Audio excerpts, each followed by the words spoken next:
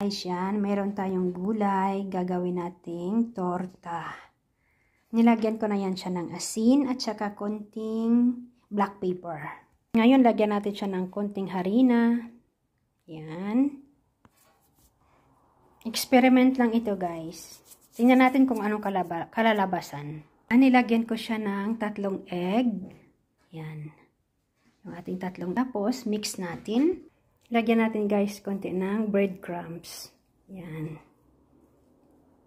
Ayan, guys, nilagyan ko siya ng konting sibuyas. Yan, i-mix na lang natin.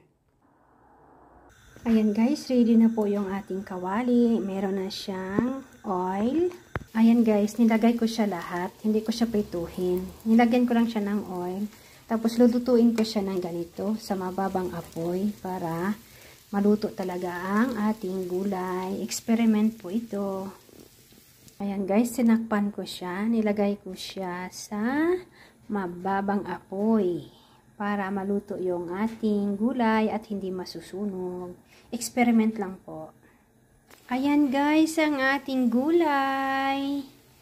Ginawa ko siyang torta. O, di ba? Masarap siya.